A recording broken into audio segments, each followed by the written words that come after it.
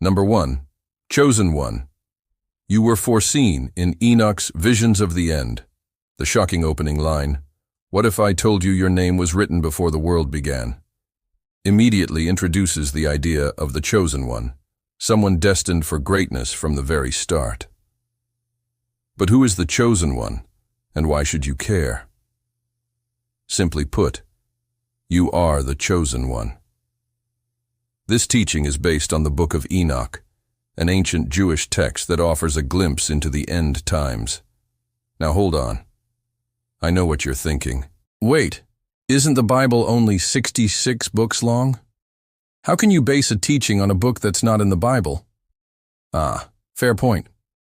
See, while it's not part of the 66 canonical books we know today, the Book of Enoch actually is cited within the New Testament. Jude, the half-brother of Jesus, quotes Enoch in Jude 1:14-15. So this isn't some obscure text. It's actually an important part of our religious heritage. Let me clear up another potential confusion.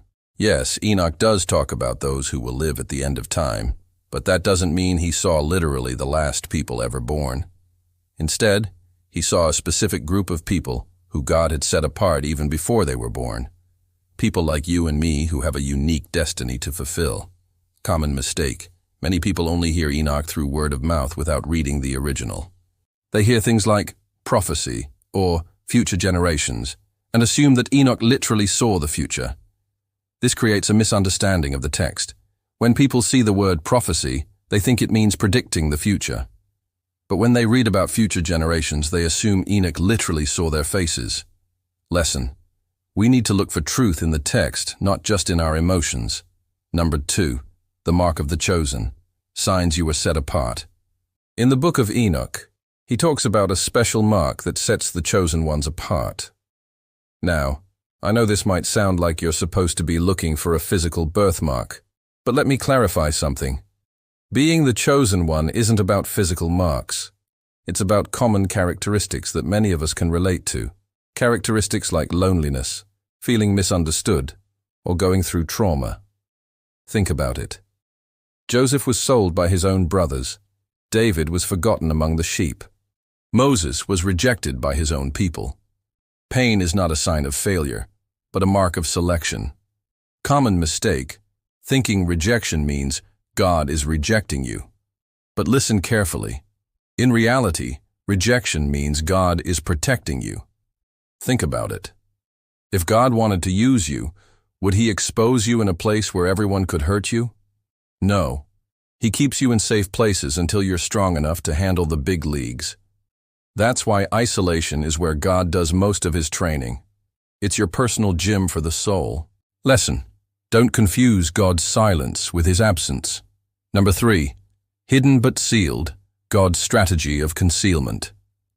Imagine you're a precious jewel, carefully placed in a box to be kept safe until the right time to be unveiled. That's how God sees each of us, his chosen ones.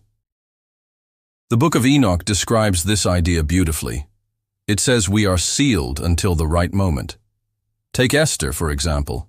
She hid her Jewish identity until the perfect time to save her people. Why? Because she knew if she revealed herself too early, she wouldn't be able to accomplish what God had planned for her. Common mistake: rushing to come out before the time, which leads to a breakdown. Trust me, I've seen it happen. People come out prematurely, and it ruins everything. Why? Because they don't realize that God has plans that extend beyond their wildest dreams. But once they reveal themselves before the time is right, it can lead to a complete collapse. Lesson: don't confuse God's silence with his absence. Number 4, the fire in the bloodline, carrying generational mandates. Enoch didn't just see the timeline of the chosen one, he also saw their bloodline. What does that mean exactly? It means you carry the ancestral legacy, the hopes, dreams, and unanswered prayers of your ancestors within you. Think about Timothy. His mother Eunice and grandmother Lois passed their faith down to him. In fact, Timothy had a genuine faith from his grandmother Lois and mother Eunice. And guess what? This bloodline thing isn't just some made-up story. It's a real phenomenon. Many Americans feel empty inside because they think life starts with them. But the Bible shows you are just a link in the long chain of history. Your story began long before you were born, and it will continue long after you're gone. Lesson: the burden you carry may not begin with you, but it will end with you. Number 5. Pain as prophetic training. The chosen ones aren't exempt from pain. In fact, many of them go through intense trials. Think about Job. He lost everything, but his testimony became his legacy.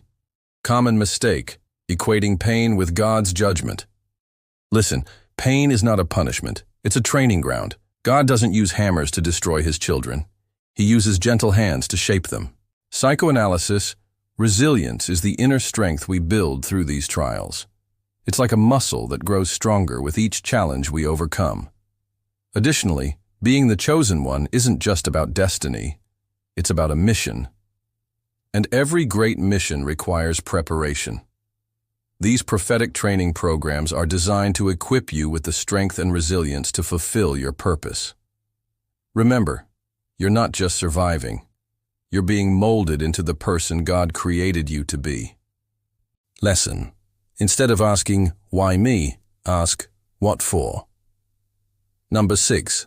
The role of the disruptor.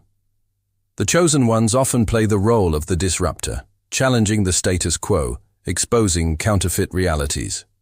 In the Book of Enoch, he mentions those who dare to challenge Babylon, the symbol of worldly power and corruption. But wait, you might say, aren't they just rebels? Not quite. Look at Daniel, for example. He refused to eat food offered to idols. Was he being prideful or disobedient? Absolutely not. He was loyal to his God. The system fears the disruptor because they expose the counterfeit for what it is. Common mistake: confusing rebellion with righteousness. Lesson: disruptors don't rebel out of pride, but out of loyalty to the truth. 7. The great unveiling: receiving your true name. The chosen ones often experience a moment of unveiling, a time when they receive their true name. It's like getting a new identity, but it's much more than that. Think about it. Jacob was renamed Israel, Simon Peter, Saul Paul. Their names weren't just changed for the sake of change. It was a spiritual rebirth. Common mistake: clinging too tightly to social labels and titles. Lesson: when God changes names, he also changes destiny. And finally, number 8. Remembering and awakening. No more hiding. The Book of Enoch talks about a time when there is no more hiding, when the chosen ones remember who they truly are. But what does that mean exactly? It's not about learning something new. It's about remembering what's already in your soul. Think about the prodigal son. He came to himself. What does that mean? It means he remembered who he was, a son with a father who loved him. Common mistake: constantly seeking a new guru or a new revelation, when the answer is already within them. Lesson: you don't need more knowledge. You need silence to remember. So remember, you are not a random person. You are recorded in the Enoch vision. The pain, rejection, and isolation you've experienced are not signs of failure, but tools of preparation. You are the prophecy in motion. Rise, for the scroll has turned to your page. You are not becoming chosen. You always were.